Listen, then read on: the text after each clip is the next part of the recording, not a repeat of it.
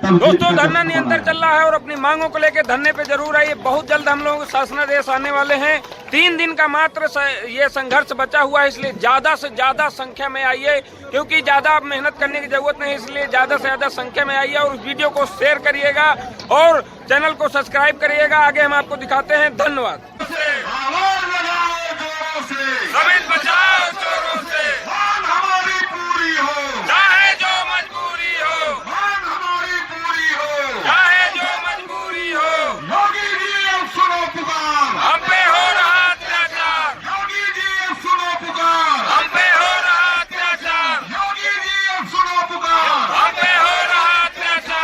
सुनिएगा, समझ में आए तो तालियां बजाना, नहीं शांत रहना। दिल लगा के मोहब्बत में धमाल करें, सिरप को अच्छी तरह से हिला के इस्तेमाल करें।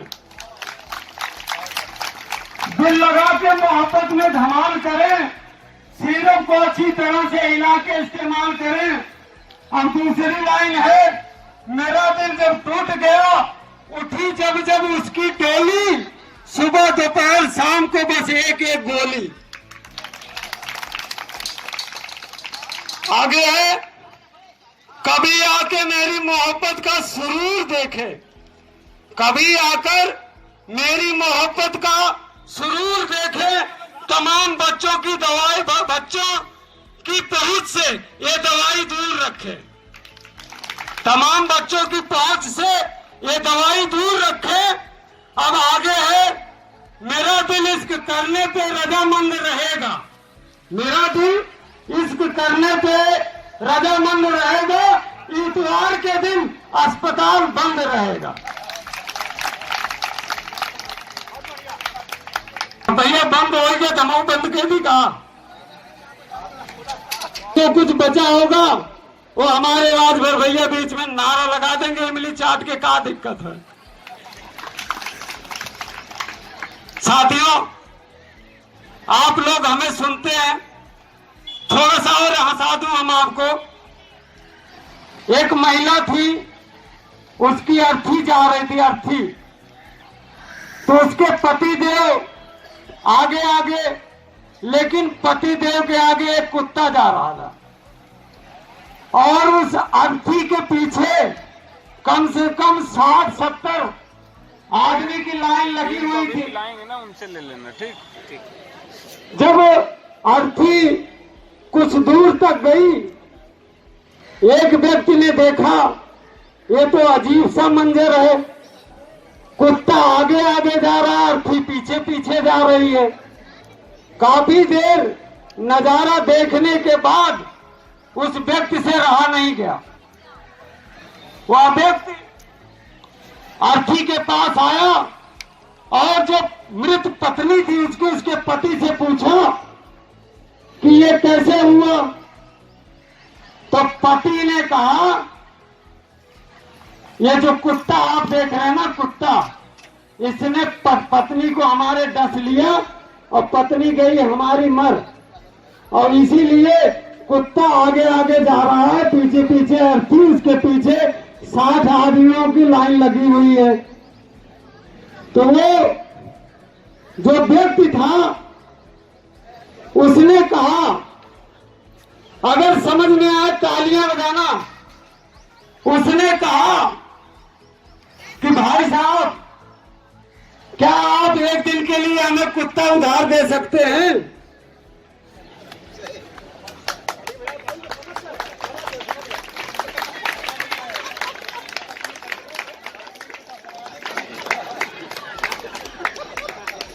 वो इसलिए उसने कहा, जरूर एक दिन के लिए हम आपको भी उधार देंगे, लेकिन 90 लोगों की लाइन लगी है पीछे, पीछे आप लाइन में लग जाओ, जब आपका नंबर आएगा तो आपको भी उधार दे दिया जाएगा।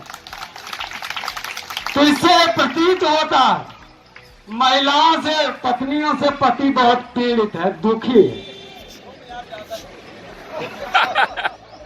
चौहान साहब कुछ ज्यादा दुखी है अपनी पत्नी से, और गलत रास्ते पे जा रहे हैं। गलत उपयोग ना किया जाए, नहीं तो हम आपके लिए भी सुनाऊंगा।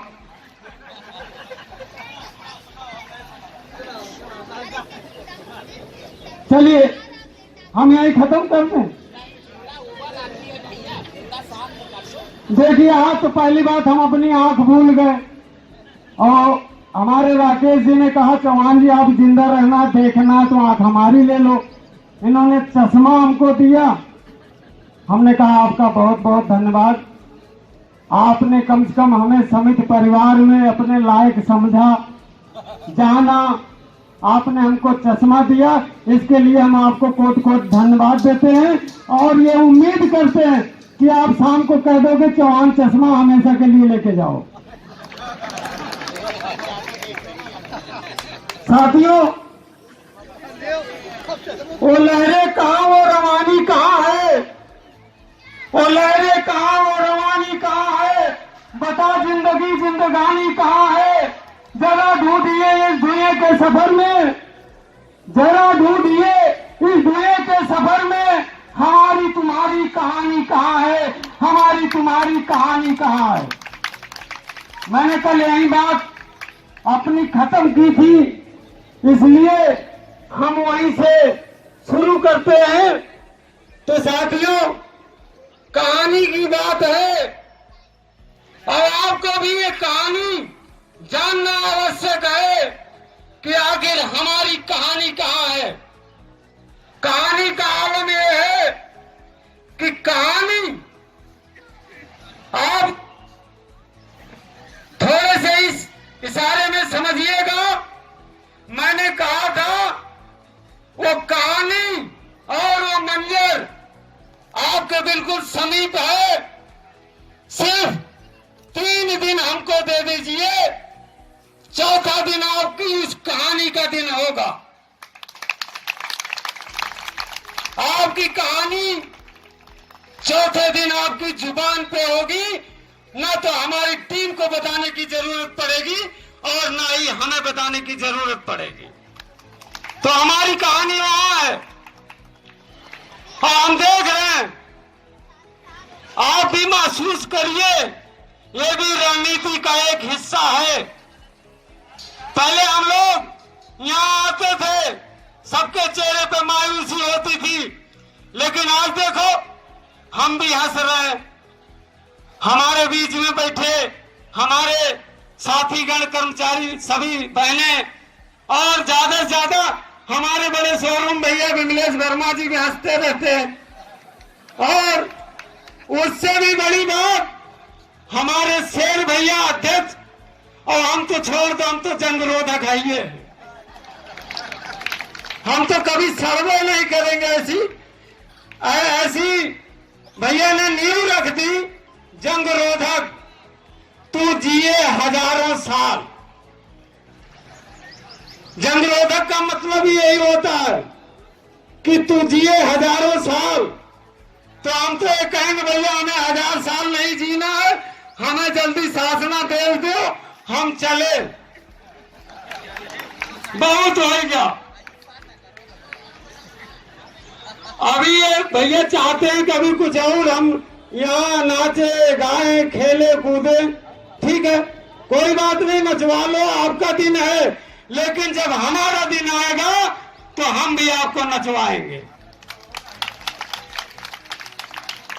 साथियों, कुछ लोग ये दिलों में भ्रम रखते हैं कि टीम पता नहीं कौन कौन सी योजना चलाती है, कभी घूंघट योजना, कभी कान फूंक योजना और कभी चप्पल योजना। तो कर्मचारी भयभीत है, अब 3 दिन की योजना भी आ गई। तो भैया ये योजना रणनीति का एक हिस्सा है और ये टीम आपकी जो बैठी है यहाँ पे, ये पूरी संयोजित टीम है और ये पूरे रणनीति के साथ आपके बीच में उतरती है और रोज नया एक संकल्प, नए एक नारे के साथ, नई एक उम्मीद लेकर यहाँ पे उतरती है। तो इसलिए मैं कहूंगा, तारीफ अपने आप की करना फिजूल है, खुशबू खुद बता देती है कि विमलेश भैया कौन से फूल है। तारों में अकेला चांद जगमगाता है, मुश्किल में अकेला इंसान डगमगाता है। कांटों से मत घबराना मेरे दोस्त, क्योंकि कांटों में ही एक गुलाब मुस्कुराता है।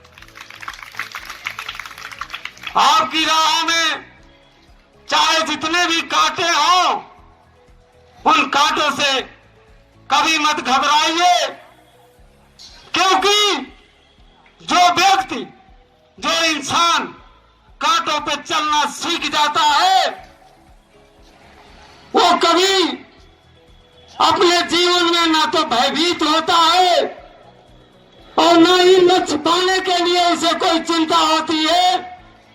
ऐसे लोग जो कांटों पे चलते हैं, जो लोग के अंगारों पे चलते हैं, उनके लिए हर मंजिल इंतजार करती है, हर मंजिल उनके समीप होती है, हर मंजिल उनके निकट होती है। साथियों, उम्र गुजरी फरेब खाते हुए, थक गए खुद को आजमाते हुए। कोई चाहे तो सीख ले हमसे, कोई चाहे तो सीख ले हमसे, कैसे रोते हैं मुस्कुराते हुए, कैसे रोते हैं हम मुस्कुराते हुए।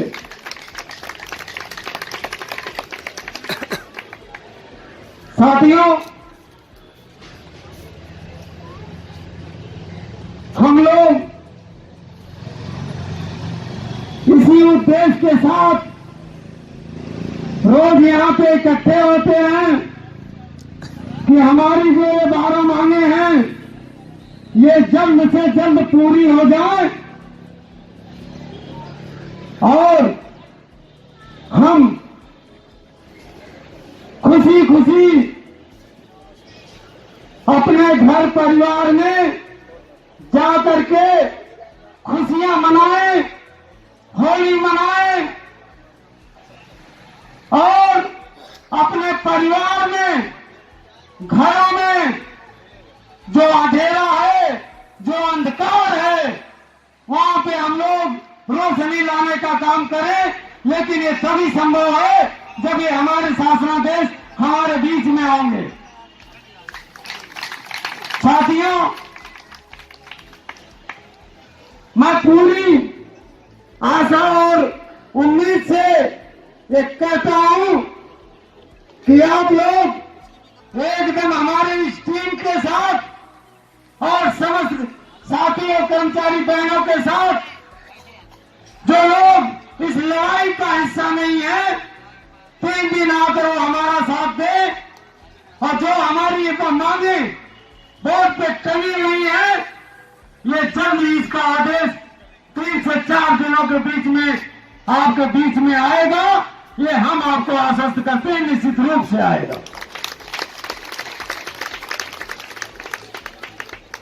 क्योंकि समय बहुत लंबा हो गया है। शासन प्रशासन सभी अवगत है कि ये कर्मचारी यहां पे बैठा है, तो इसी आशा उम्मीद के साथ बैठा है कि अगर हमने इनकी मांगों को पूरा नहीं किया तो सामने लोकसभा का चुनाव है। ये 5300 कर्मचारी 53 लाख वोट को प्रभावित करने की क्षमता रखता है, इसलिए हमें मिलेगा। क्योंकि सरकार जानती है, सरकार पहचानती है कि हम कितने मूल्यवान हैं, हमारी क्षमता क्या है, हमारी विशेषता क्या है। हम 75 जिलों से, कोने कोने से यहाँ पे आए हैं, तो इसलिए सरकार जानती है ये 5300 कर्मचारी अगर जिद्दी हो गया तो 53 लाख वोट को प्रभावित करेगा, कहीं ना कहीं सरकार की क्षति होगी। इसलिए मैं आपको भरोसा दिलाता हूं, सरकार और शासन हमारी इन मांगों का आदेश बहुत जल्द निर्गत करने वाली है। और जैसे हमारे अध्यक्ष महोदय ने कान फूंक योजना चलाई है, वो कान फूंक योजना हम इन 3 दिनों के बीच में किसी भी समय, किसी भी तिथि को उस पर अमली जामा पहनाएंगे और माननीय मुख्यमंत्री महोदय के यहां ज्ञापन देने के लिए उसी 3 दिवसों में कोई एक दिन ऐसा भी होगा जिस दिन हम माननीय मुख्यमंत्री के आवास पर ज्ञापन देने के लिए भी जाएंगे। यहां पर रिपोर्टिंग करने वाले लोगों के ऑफिसर ये मत समझे कि हम शांत हैं। हम लोग शांत इसलिए थे कि बीच बीच में सार्वजनिक अवकाश, शिवरात्रि जैसा पर्व आने की वजह से हम समस्त कर्मचारियों ने और हमारे अध्यक्ष महोदय ने उन दिवसों में माननीय मुख्यमंत्री आवास पर जाने का निर्णय बदला। अब सारे कर्मचारी छुट्टियां काटकर लखनऊ में अपना डेरा डाल चुके हैं।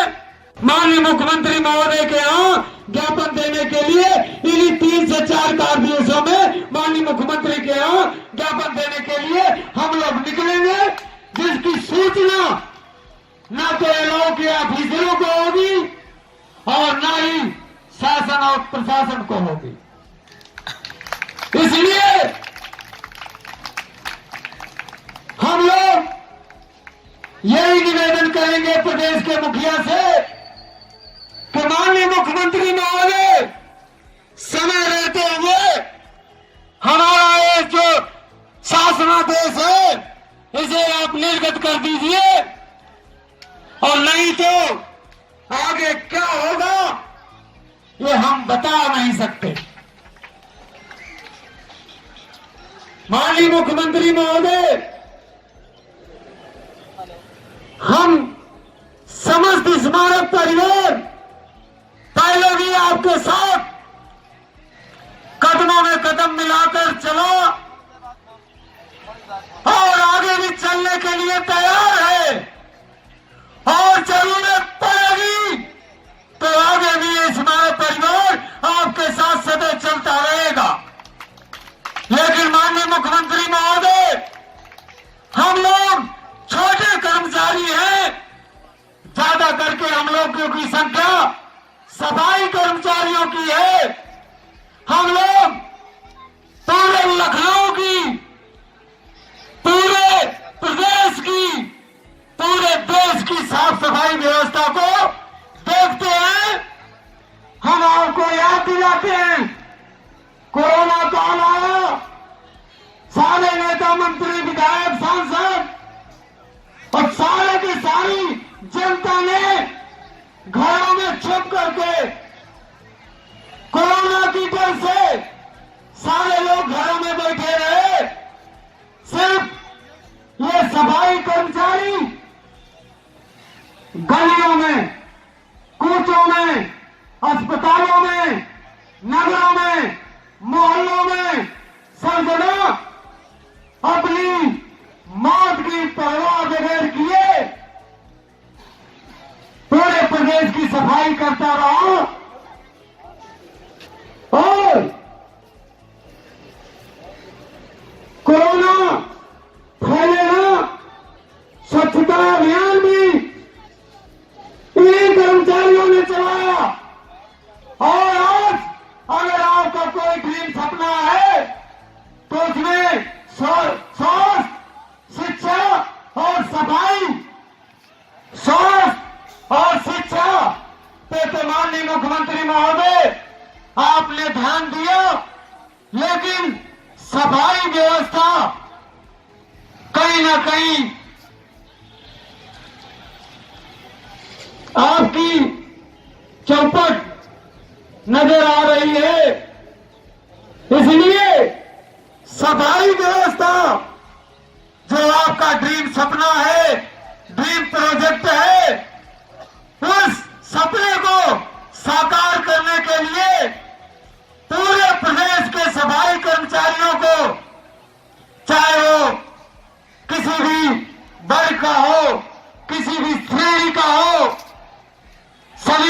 एक समान, सभी को एक समान वेतन, एक समान सम्मान देने के लिए माननीय मुख्यमंत्री महोदय आप वचनबद्ध हैं, विवेकशील हैं। उन्हीं प्रदेश के लाखों सफाई कर्मचारियों में हम 5300 कर्मचारी हम भी हैं, हमारी भी मनोदशा ठीक नहीं है। हम लोग भी इस राजधानी में जितने भी स्मारक बने हैं महापुरुषों के, हम लोग भी उन पत्थरों को चमकाने का काम करते हैं। इसलिए हमें भी हमारे भविष्य को भी माननीय मुख्यमंत्री चमका दीजिए। हम आपसे यही कामना करते हैं, यही आपसे वंदन करते हैं, यही आपसे अभिनंदन करते हैं। जोरों से सभी को जोरों से। कोई महिलाएं कोई पुरुष जाएंगे नहीं, थोड़ी देर नारे जोरों से सभी